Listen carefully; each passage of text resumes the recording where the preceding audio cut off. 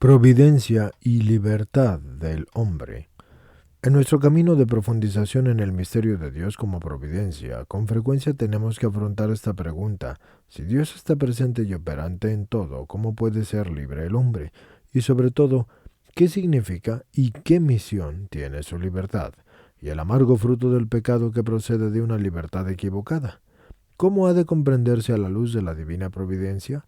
Bueno, volvamos una vez más a la afirmación solemne del Vaticano I, porque todo lo que ha creado Dios lo conserva y lo dirige con su providencia, extendiéndose del uno al otro confín, con una fuerza y gobernando todo con bondad.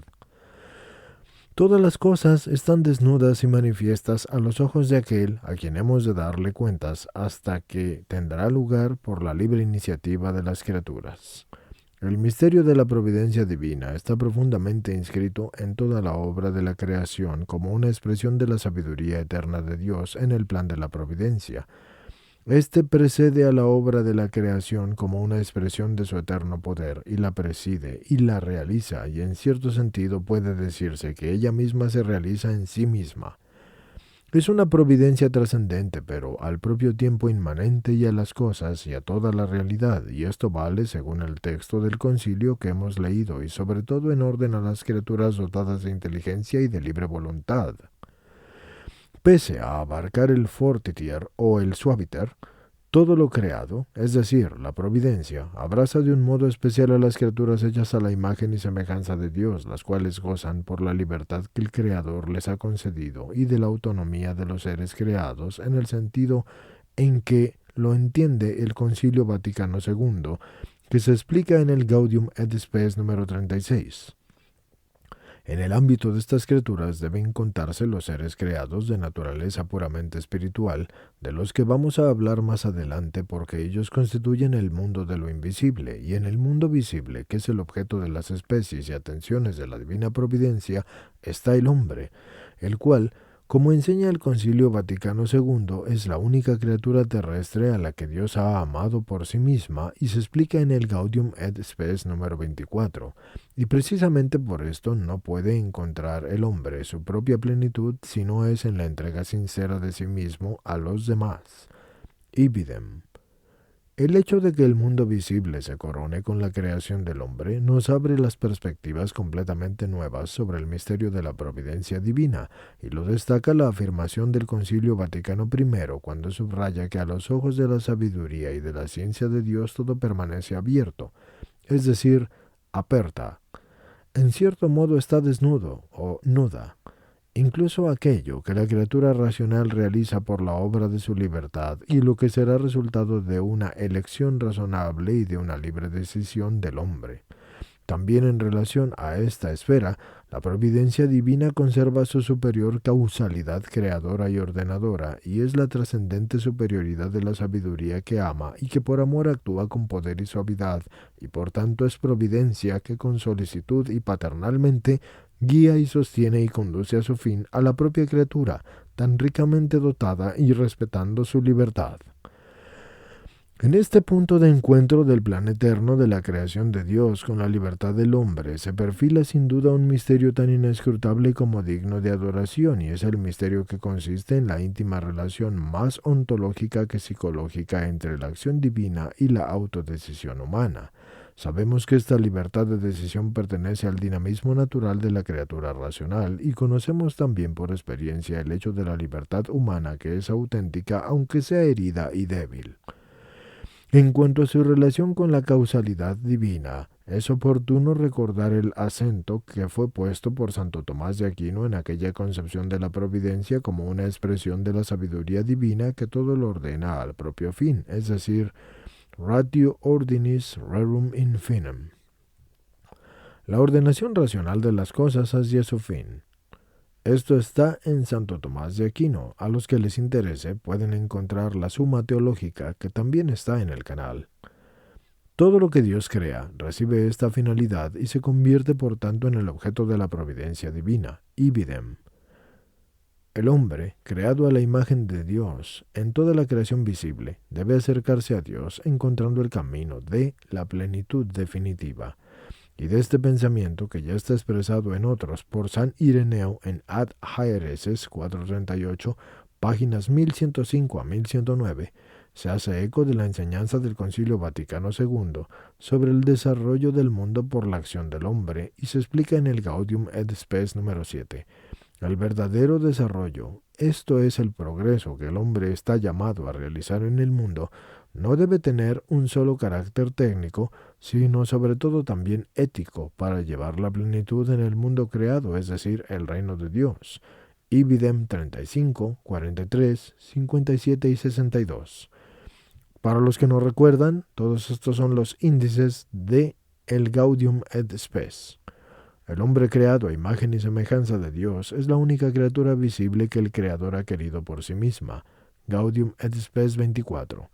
En el mundo sometido a la trascendente sabiduría y el poder de Dios, el hombre, aunque tiene como fin a Dios, es sin embargo un ser que es un fin en sí mismo porque posee una finalidad propia y una autoteleología, por lo cual tiende a autorrealizarse.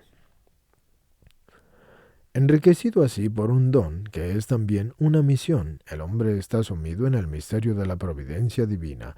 Por ejemplo, leamos en el libro de Sirácides: el Señor formó al hombre de la tierra y le dio el dominio sobre ella y le dio la capacidad de la elección y la lengua y los ojos y los oídos y el corazón para entender, y lo llenó de ciencia y de inteligencia, y le dio a conocer el bien y el mal, e iluminó sus corazones para mostrarles la grandeza de sus obras, y le añadió la ciencia, dándole en posesión una ley de vida.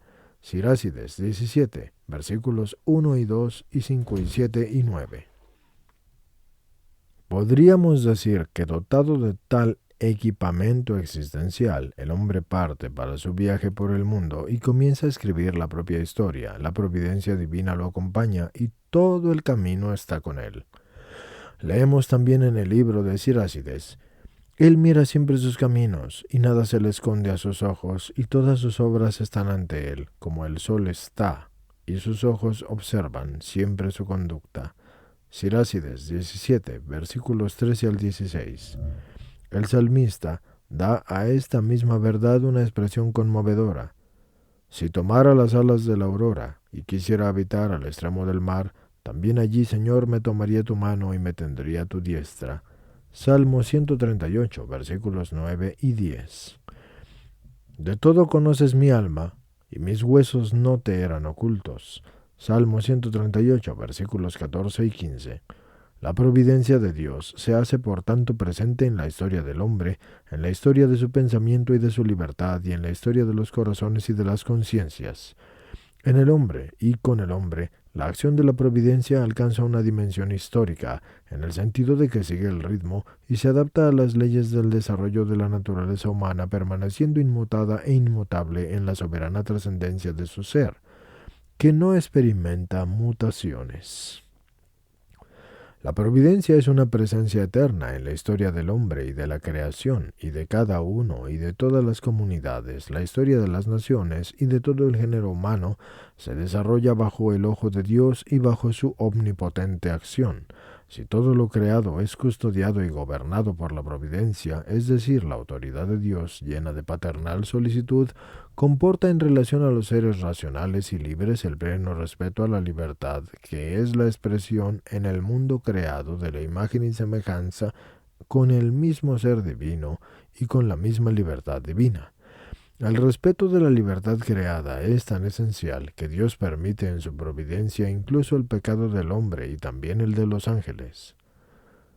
La criatura racional excelsa entre todas, pero siempre limitada e imperfecta, puede hacer el mal uso de su libertad y la puede emplear contra Dios, su Creador. Es un tema que turba la mente humana, sobre el cual el libro del Sirácides reflexionó ya con palabras muy profundas. Dios hizo al hombre desde el principio y lo dejó en manos de su albedrío. Si tú quieres, puedes guardar sus mandamientos, y es de sabios hacer su voluntad. Ante ti él puso el fuego y el agua, a lo que tú quieras tú podrás tender la mano. Ante el hombre están la vida y la muerte, y lo que cada uno quiere le será dado. Porque grande es la sabiduría del Señor, y es fuerte y poderoso, y todo lo ve. Sus ojos se posan sobre los que lo temen, y conoce todas las obras del hombre. porque nadie ha mandado el ser impío, ni le ha mandado el permiso para pecar. Sirácides 15, versículos 14 al 20. Así que se pregunta el salmista quién va a ser capaz de conocer el pecado. Salmo 18, versículo 13. Y sin embargo también sobre ese inaudito rechazo del hombre da luz la providencia de Dios para que aprendamos a no cometer el pecado. En el mundo en el cual el hombre ha sido creado como un ser racional y libre, el pecado no solo era una posibilidad, sino que se ha confirmado también como un hecho real desde el comienzo. El pecado es la oposición radical a Dios y es aquello que Dios, de un modo decidido y absoluto, no quiere. No obstante, lo ha permitido, y es creado por los seres libres.